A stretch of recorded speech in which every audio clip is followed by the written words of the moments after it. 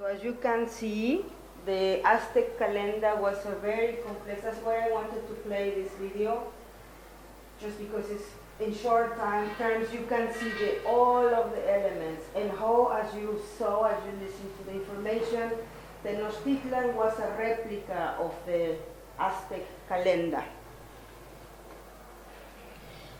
I present to you Huitzilopochtli, which is the Aztec god of the sun. The sun, the Aztec calendar is a sun, right? For the Aztecs, there are many gods. Like for the Greeks, there are many gods. That's why I come along so well with the Greek culture, because we have a lot of similarities. I that word. He was also the god of war and the god of sacrifice. This god is extremely important for many reasons, because this god is, as the sun, is the one keeping the equilibrium in everything. With no sun, of course, with no water, with no air, but this guy was kind of the main, is also the god of war. The Aztecs were warriors. They always believed they trained warriors and they were an empire. So as empire, for you, war is extremely important. And let me tell you something, that the Aztec Imperium could be described as the Middle Age in Europe. And as you know, the Middle Age in Europe has 3 periods, right? The beginning, one period that are long periods, and then comes the second period, which is like the high point, when the Middle Age was actually full of intellectuals, of important knowledge, and then comes the decadent period. So can be also the Aztec Imperium be described, because when the Spaniards came, there was already an empire, the emperor, who was a little bit too violent. They became a little bit very imperialistic. They were doing war everywhere. They colonized very different kind of groups. And that's why they became very, very important, because it was an imperium that understood the power of syncretic culture. They understood that if you go to somewhere, you colonize, you take their culture, you integrate that culture into your culture, and then your culture becomes strong. And that's what they did. They understood. They were not stupid. I want to go to the Tzompantli, which is one of the main sacrifices or ritual, the Aztec ritual for the Aztecs. As you can see, you have the skulls. That's why Mexicans, we love the skulls, because they are everywhere in the Aztec culture. It looked like this in a nice drawing that people did when the Spaniards did when they arrived. But in reality, it looked like this, more like this. Which means it was, as you can see in the picture before, there was a rack, wooden racks, right? They sacrificed people. Then they took off the skulls. They made holes in the skulls, and they put the skulls in the racks, right? And then they put them close to the god of war and the sun. It was an offering. Also, they kill a lot of enemies for this ritual. They sacrifice, they offer on the skulls of all the people they kill from other communities or from other empires. They offer mostly warriors dead in the battle. But this is a find made last year. 2 years ago, 2017. In Tenochtitlan, in the center of Mexico City, there are still things that the anthropologists are finding, new things. This is a new find, which means they found 650 human skulls, the remains of it. And they also found that, because the anthropologists used to believe this Tzompantli ritual was only with the skulls of people that the Aztecs governed in the battle, in combat. And it turns around that they were also women and children, which is very shocking for the anthropologists. They did not expect that.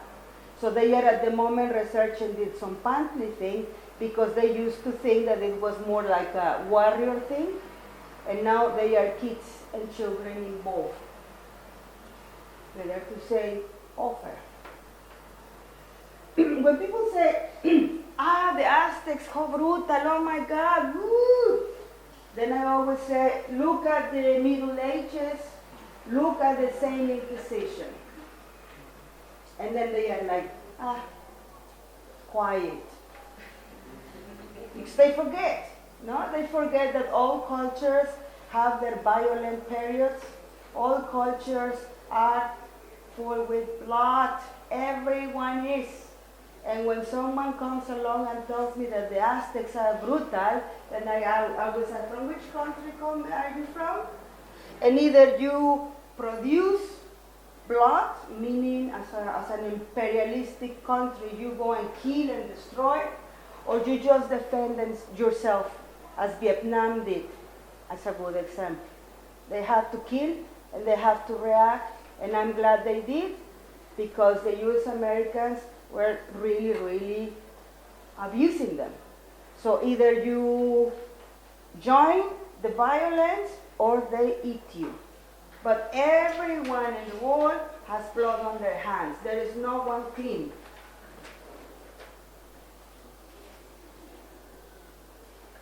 Another important ritual that the Aztecs have is the well-known human sacrifice. The Tzompantli, as I mentioned before, is an offering of the skulls, the heads, from the warriors that fell, from the enemies that fell in the war.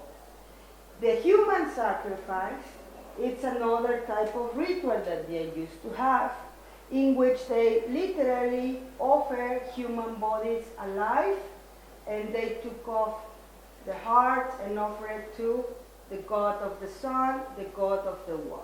Right?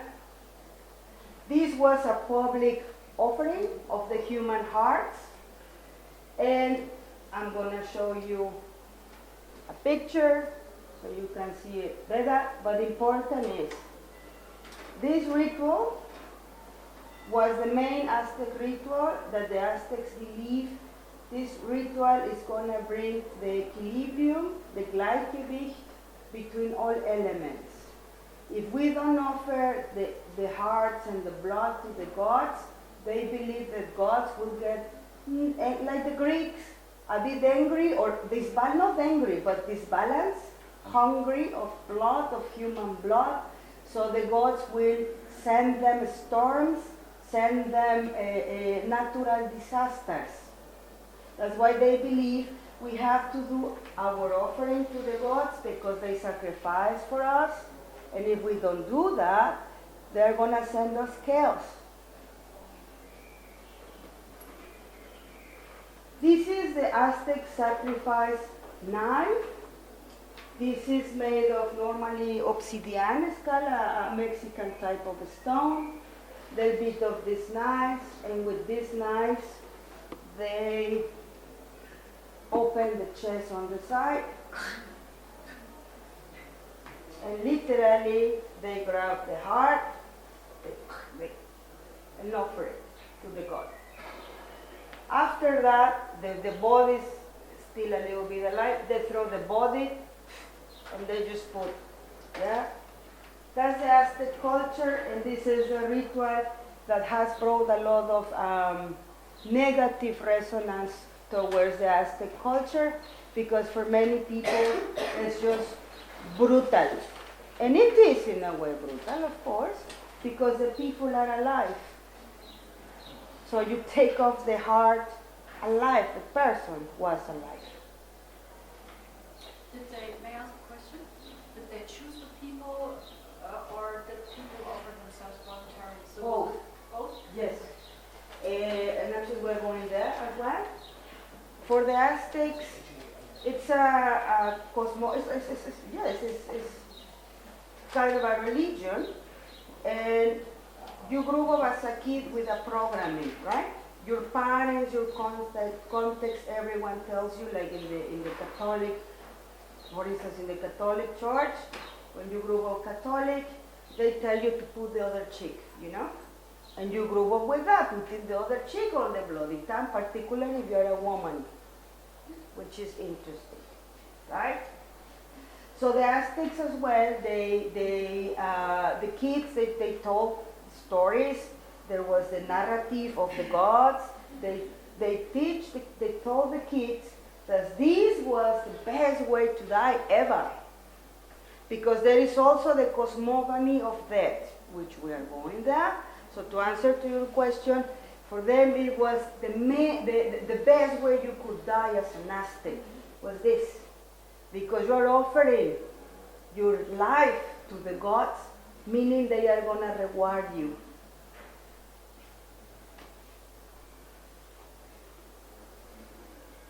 We also have, because of that, many people doing the volunteering, saying, I want to offer my blood, I want to offer my heart, please kill me.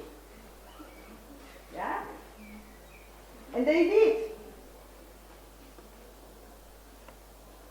We have this self-sacrifice.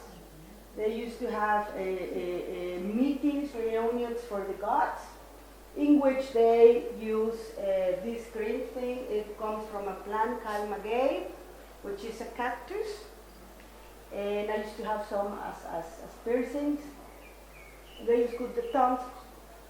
And this was about, on one hand, sacrifice. Sacrifice means it has to hurt. Otherwise, it's not a sacrifice, right? One has to hurt. And second, the blood is the main source of cosmic energy. That's what they believe. And interestingly enough, probably Luna is going to talk about it, in many cultures it's like that. The blood is so important, also for the Christian church. The blood, it's the wine. Blood has something to do with fertility because of menstruation, the menstrual cycle. For the Aztecs was not different. So people put, as I said, in the tongues, they also cut themselves with the knives, and they did these meetings in which everyone was just cutting themselves. And then the blood was the offering to the Aztec gods. The Aztec universe was, or the Mexica cosmogony, was basically a form of three main elements, which is the earth, sky, and the underworld.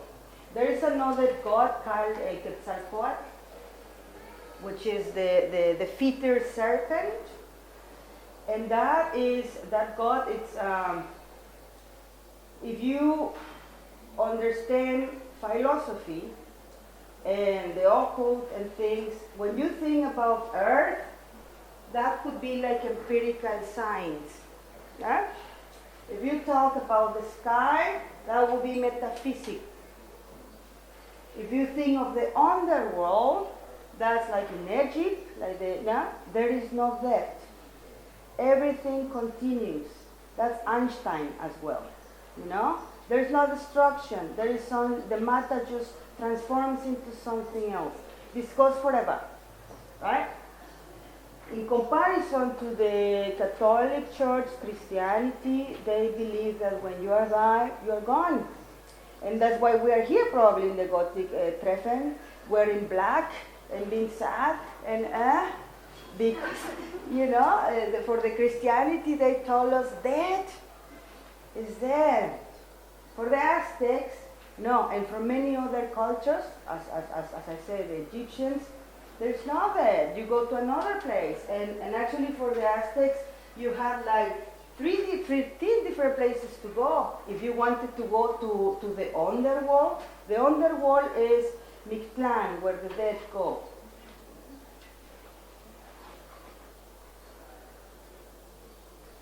The dead for the Aztecs. as I just mentioned, there are 1 to 3 places. I always, it's not the same, but I like to compare with European culture so people understand Veda, and that's not because we are, or consider you stupid. But the Dante Alighieri, the Divine Comedy, talks about the journey through hell, right, after death. And there are different cycles in this hell, right? For the Aztecs, we are not talking about the hell, as in the Divine Comedy, we're talking about different places where the people after dying could go. Because in order to get to any of these 3 places, you have to die in a specific way. The best way to die was the paradise, yeah? The first, Tlalocan, and the second, Tonatiuhcan. Those were the most privileged places, particularly the first one, where Tlaloc, the god Tlaloc-Huata, the god of Huata, was, because there was full of everything that you need in order to keep alive after death. You have plants, you have, it's the paradise for the Aztecs. The second place was for the ones that died during combat or human sacrifice. And there you will be with the god Tonatiuh, the sun. The second place is Mictlán, and is where mostly of the people went. In the case of Mictlán, do you know the Day of the Dead? The Day of the Dead still exists today. When I was a kid, I believed in it. I still believe in it. And what you do is, we have, and that comes from the Aztecs, the 1st and 2nd of November is the Day of the Dead for Mexicans. The first day is for children that die already, and the second day is for adults. And what you do normally is you do an altar, you put your skulls, you put photographs, you put cigarettes, you put food, you put candles, and you offer food, water, drinks for the people, because the Aztecs believe that after dying, the dead, the spirits will go through a long journey. And in the 1st and 2nd of November, they normally come and visit you. That's why when there is a Day of the Dead, we go to the cemetery and make a huge party. And for many people think like, oh my God, that's nice that each day you can remember your loved ones, you can get totally drunk, you can make a party, instead of being completely European Gothic sad. We are of course very sad, but we celebrate the meeting with the dead again. Because for us, they are not dead. They are somewhere. And they come each year to say, hey, where is my tequila? And then you have to offer them some tequila. And the Aztecs also believe normally for the normal people, they did a sacrifice of a dog, an Aztec dog that actually still exists, this type of dog with no hair. And you have to kill a dog because they believe this dog will be your companion when you were passing through Mictlán. This is a very common funny god. This is the god of the land called Mictlán, and this is Mictlantecutli. Can you speak a bit of Nahuatl? I would like to have. Can someone say that is not Mexican or Latin American? Can you say Nahuatl? More or less. 8 out of 10. The elements, just to make it short because we have to continue. This is basically more or less very reduced, a list of what we just more or less learned, which is the Aztecs. For the Aztecs, there is the earth, the sky, and Mictlán, the underworld. They believe in the center they all the things that they built up were based, the architecture and everything, they consider always the center, the north, the south, the east, and the west. They believe also they follow the elements, which is water, wind, and fire. They believe in, there's the sun eras. No? In which era are we now? The fifth sun. How are we going to die? Earthquakes. They believe in death and vida de wood. That means there is no death for the Aztecs. As we just saw, the idea of life after death. Also, they believe that you have to keep the harmony between elements. Otherwise, the destruction comes earlier. Very important, the sacrifice for the gods. What was the best element for the sacrifice of the gods? What's the best that you could offer to the gods? Yeah. They're good, they're good. Now we move from the past to Mexico today. That was just an introduction. This is a book that became a bestseller. I was trying to find the translation in English, but I did not find any online. If anyone can find it, or if you need to write the title, I can give you the title. I will be pleased to, if you want to read it. Because this book, it's Jose Gil Olmos. He's a journalist, and he made a deep research on the occult in Mexico. The occult affecting politics, right? And this book is very important if you are interested in things, as I suppose you are, that's why you are here. Before we go further, the occult and politics. Tlatoani is the priest and the ruler of the Aztecs. The different periods that the Aztecs has in Mexico, they had the main emperor. The difference is that this Aztec emperor, he was also a priest, and he was also the medium. He was like the Pope in the Middle Age. Yeah? He was the one that ruled the spirituality of the people. He was the one telling, the gods are talking to me, and I am going to tell you what to do because I am the priest.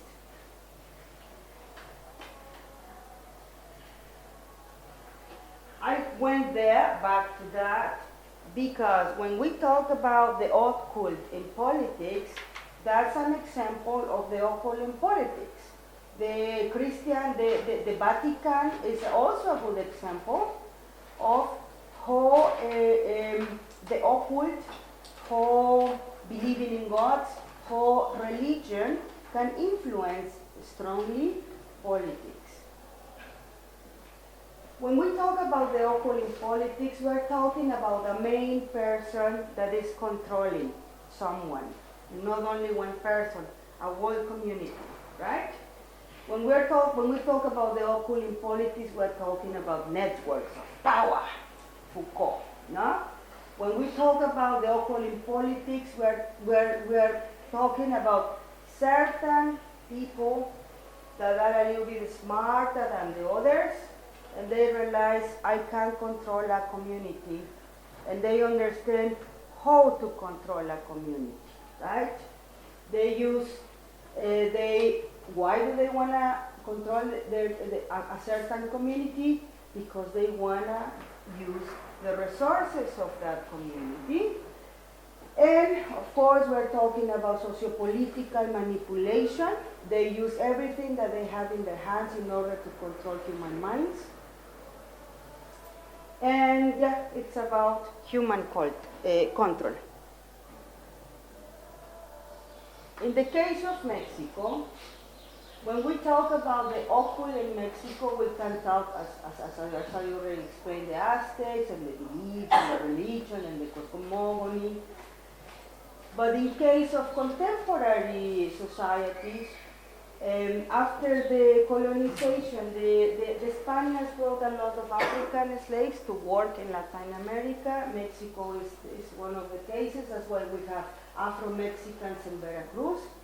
And actually it's a community that many Mexicans were not really aware of them in terms of recognizing them as equal because they were black. And we're talking about racism in Mexico. Through the African slaves, we have these two communities, the Yoruba and the Bantus. And of course, when you bring communities from different countries, they also bring their beliefs. And don't get me wrong, I'm not being racist, I'm just talking how Santeria, how different things, how different ways of thinking in terms of the occult came and influenced Mexico. And one of influence was the African slaves.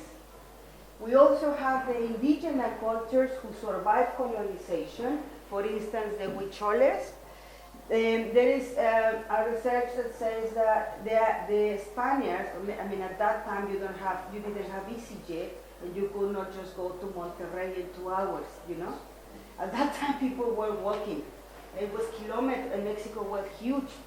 And many of the indigenous, many groups, what they did when they heard that there was war and that the Aztec lost the war and that there was a new empire coming, some of the indigenous groups, they just went to the mountains. They hide on mountains. One example is the Huicholes in North Mexico. And that's how they survive. And that's how some of the knowledge of the indigenous people in contemporary society still exists, because they run and they say, let's save the books, they save the knowledge. Otherwise it would be like in Argentina. That's why Argentinians, mostly of the time, they think they are Italians. Because they kill all the indigenous people. I wouldn't be proud to be Argentinian, to be honest. Okay, the 40s and the 50s in Mexico, we have a wave. I'm jumping into time, I'm sorry, because the time is so short. But in the 40s and the 50s, there was a Mexican occult wave called Spiritism, in which many of the politicians that were the ruler, presidents, they believe in Spiritism. And can someone define what the Spiritism is? Any expert on the matter? It's when you talk to spirits, right? When you talk to something supernatural. Mm-hmm. Coming from like Madame Blavatsky. Yeah, exactly. And all of that. Uh-huh. Yeah. But it's basically metaphysics. You believe that there is a force on the top. What I mean is not scientific, empiric. You believe in forces that can help you to do things. That's what I mean. Yeah? Catemaco, Veracruz is a very, very important place because it is actually an Afro place. That's where the Afro slaves were brought to Veracruz. And there is still very, very famous because there you find the Mexican witches telling you how to rule politics. Let me see if I find this video of one Mexican witch in Mexico. It is called the Brujo Mayor, that has become very, very famous. It's just 3 minutes.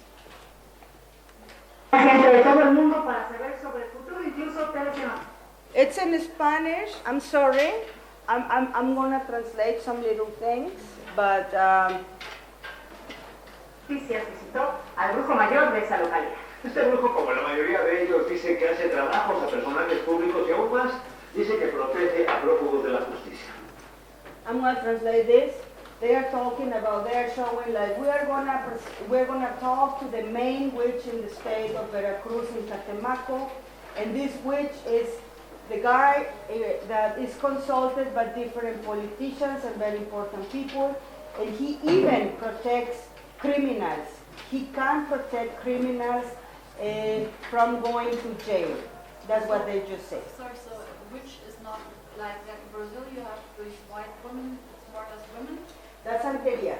Yeah. This is, he's described as a witch because there is shamans, There are witches, there are priests, it's kind of, But they have male witches here. Well, he's a male witch. yeah. He's a male witch from Catemaco, very famous witch. That's the state of Veracruz. La ambición no tiene límites cuando se trata de alcanzar la riqueza, el éxito, la fama y el amor.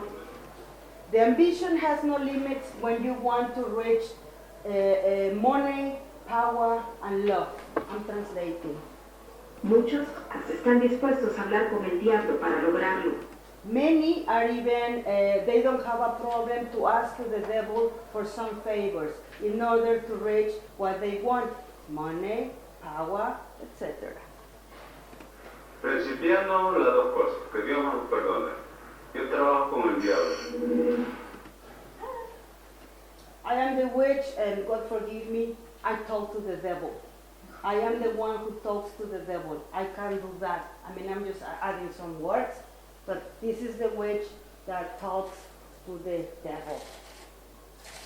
Trabajo de secuestro, trabajo de muchas cosas. ¿Qué es lo que más pide la gente? ¿Será cuestiones de salud? La gente lo que pide es hablar con el diablo. Eso nos llevo hacia la Sierra Encantada, a la Sierra de Santa Muerte. Es el brujo mayor de Catemaco, Don Tito Seba, personaje mundialmente conocido por practicar la magia negra. Él cuenta que es visitado por artistas, estrellas del cine, periodistas, lo mismo quienes han sido presidentes. That's a Mexican president that was ruling Mexico. He says, I do black witchcraft, I talk to the devil, and these guys come to me asking me for favors. And they put different pictures of the people, famous people, very, very famous people. And this is the most famous people that has consulted and that has favors from this guy, which is a Mexican president. De la República, políticos y hasta los recientemente candidatos a la presidencia. Me visitó y le dije claramente aquí en el consultorio que él iba a ser presidente de la República.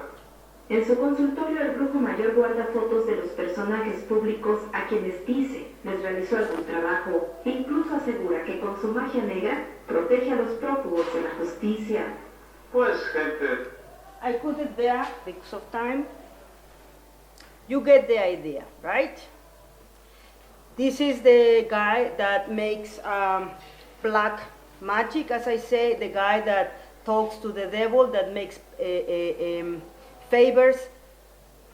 We go because of the time. In the 80s, there is also President Carlos Salinas de Gortari from the PRI, who uses voodoo from Haiti in order to destroy the country. The funny thing about these guys using all these things is that, and that's something to think about, if in reality these people that use the occult can really, really, truly influence the society. That's for me a scientific question. Of this is bullshit or of this is real. No? Carlos Salinas de Gortari destroyed the country. How did he destroy the working class? That's what I mean, the main people. Through the NAFTA, North American Free Trade, right?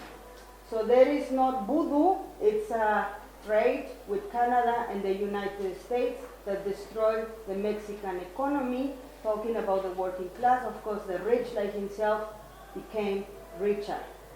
But for him, apparently, he got all this power as a president and as a, because he used voodoo. We also have the Cuban Santeria. This is important. Another president there, the wife of Vicente Fox, he uses Santeria, and she becomes important because she introduces Cuban Santeria to all the friends in the presidential office, meaning the Cuban Santeria started spreading inside the presidential house. Many people uses now Cuban Santeria in order to get certain favors. And that's what I mean, that there are some characters that people are not able to put in jail. And probably it's maybe only corruption, or probably maybe the bad gods are protecting them. That's the question, yeah?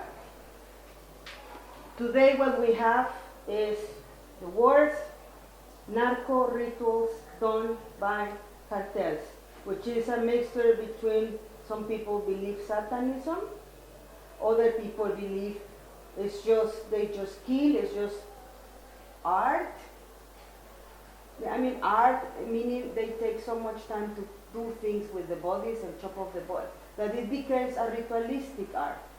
And it's not nice. I mean, I did not want to show you some gore. Maybe I should have brought some gore images. This is, for instance, an example of Afro-Cuban Santeria. No? This is the Mexican president Vicente Fox. That's Marta Sagun. She used to be her secretary. And she wanted to marry the president because she wanted power.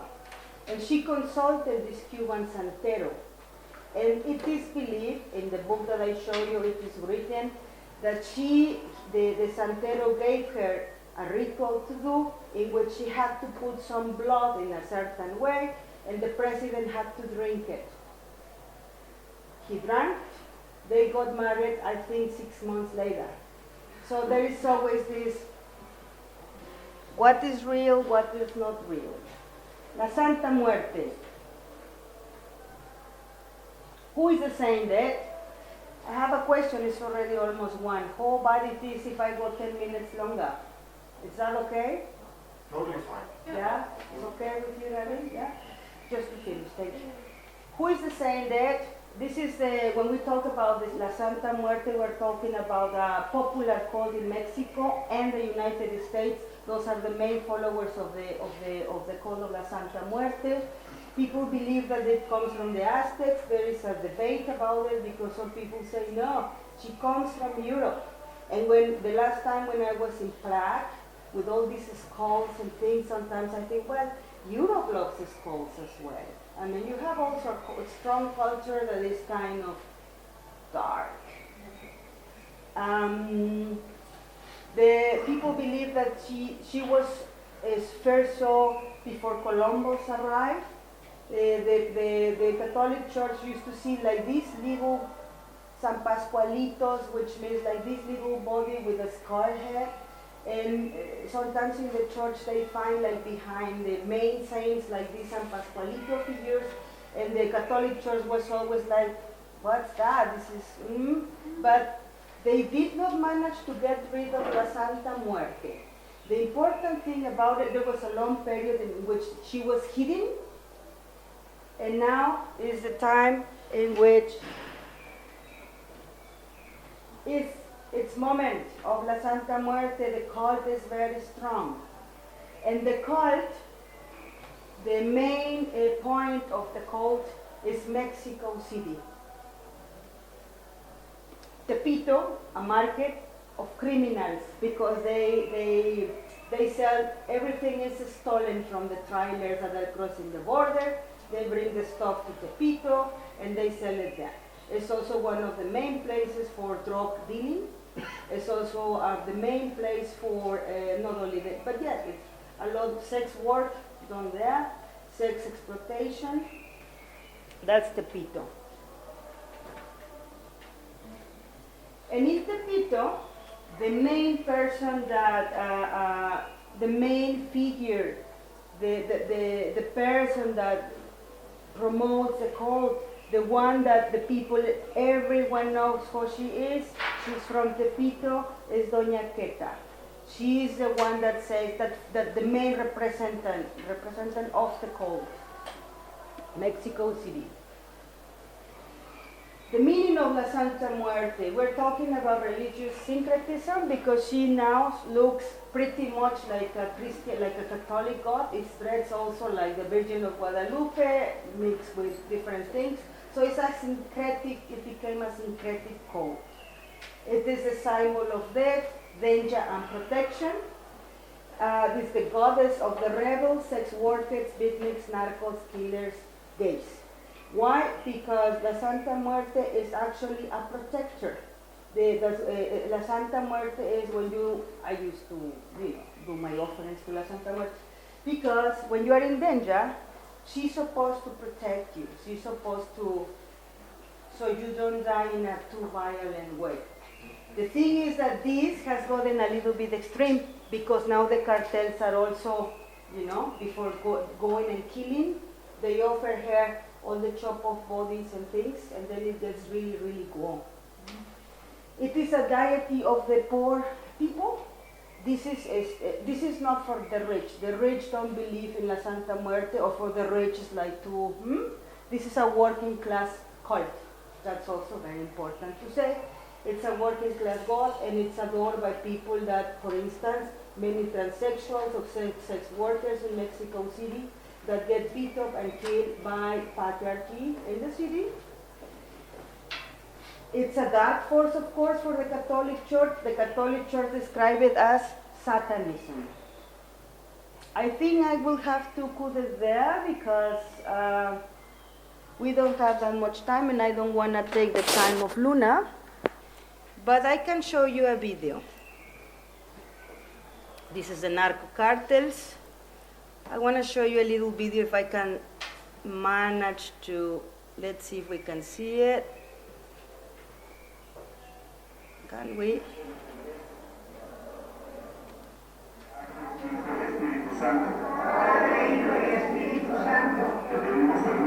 Te pedimos permiso para invocar a la Santísima Muerte. Bienvenida seas, hermana Blanca. Nos encontramos reunidos en este altar de la familia Romero y de cada uno de nosotros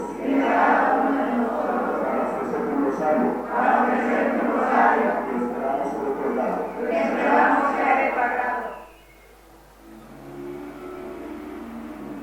En México hay un culto que se está propagando, el culto de la Santa Muerte.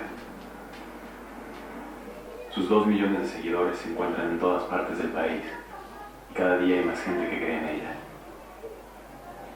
Como la Iglesia Católica no la reconoce como santa, sus devotos la adoran en altares caseros y en cientos de altares públicos que se han erigido por todo México.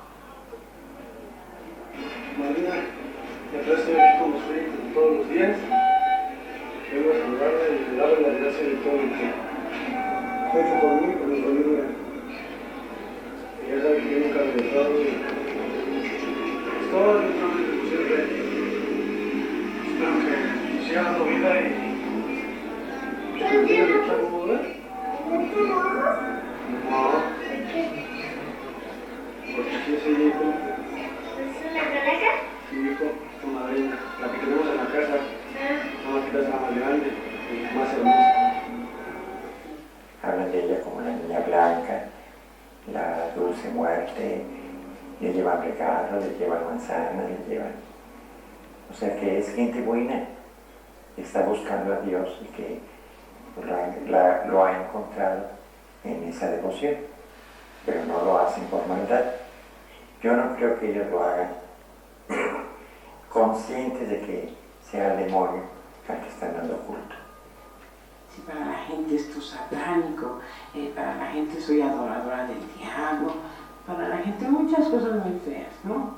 Y hasta los periódicos, los medios de esos periódicos que hay, no digo cuáles, pero se han de imaginar cuáles, hablan muchas cosas de que somos satánicos, somos adoradores del diablo. Bueno, yo dándole tiempo al tiempo, su boca va a ser su medida de todo lo que hablará, porque yo quisiera saber quién nos va a recoger cuando terminen en este mundo, ¿no? Pues la flaca. En todas las cárceles la Santa Muerte tiene muchísimos seguidores. Yo creo que podríamos hablar de un 40% de votos, y no nada más ellos, la devoción la extienden a la familia. En realidad ella no es mala, en realidad ella es buena. Ella es buena y el malo es, a veces uno lucra con ella para hacer daño a los demás.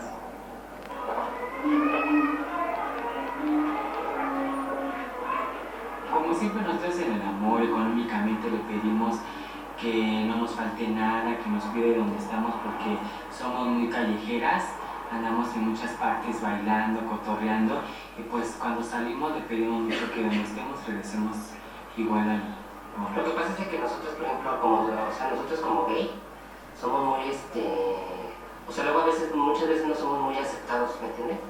Entonces luego muchas veces, y como dice ella, nos gusta salir a cotorrear y todo eso, entonces siempre le pedimos que nos proteja donde quiera que andemos. Mi pensar es, nadie es eterno en la vida, pero no le pido una vida eterna, pero sí una muerte feliz, porque yo creo que a nadie le agradaría morir feo, ¿no? Y todos estamos en la lista y de aquí ya en mi persona desea venir ante mí, la voy a recibir. Pero así que mi venida va a ser ante mí. And just to finish, I wanted to make it more political, talking about the NAFTA and the effects of the NAFTA. It's the guy that used voodoo. But let's go to, this is how the cartels are spreading at the moment in Mexico. Let's go there, just shortly.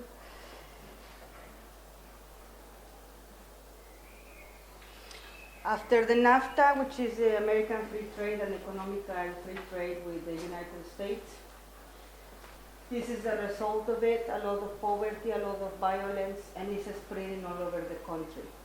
This is the dark side of the occult as well, in a way, because many of these cartels are using ritualistic offerings to the dead in order to also reach power. But we're talking, these people is super, super nasty. We're talking about a cult that is extremely, extremely dark. It's not only a cult, but some of them really use techniques of cults, meaning they really torture people and they really do tremendous stuff. And this is a thing that I would encourage, when you talk about responsibles, I would say Salinas de Gortari, who supposedly used voodoo, he's a main responsible for this, but also Canada and United States are also responsible for this brutality that is happening in Mexico. Let's go to the light. We have, since a long, long time, shamans, huicholes, for instance, the ones that run to the mountains in the north, that use the peyote. Probably many of you know, in the 60s they became very famous. They use the plant, a cactus, in order to help people to understand that the matrix is not the way, that violence is not the way, that breaking the harmony with nature is not the way. That's their work. They show you the way. And the way is to connect, to keep all this equilibrium together. Maria Sabina, she's another shaman. She used to use mushrooms, which are my favorite. Just to end, intersect, that's today, yeah? Intersectional shamanism, and that's an important point. No more ayahuasca, no more mushrooms, no more peyote, because we are also exploiting the nature and we are running out of it. So be careful. I recommend you to use qigong, like Chinese qigong. That does the same as mushrooms, peyote, ayahuasca. Because at the moment there is a tremendous disaster in the nature because of people using the sacred plants. We're running out of them. And yes, so because I have to go. Thank you for coming, and I hope that they give you an interesting overview. Cheers, thanks.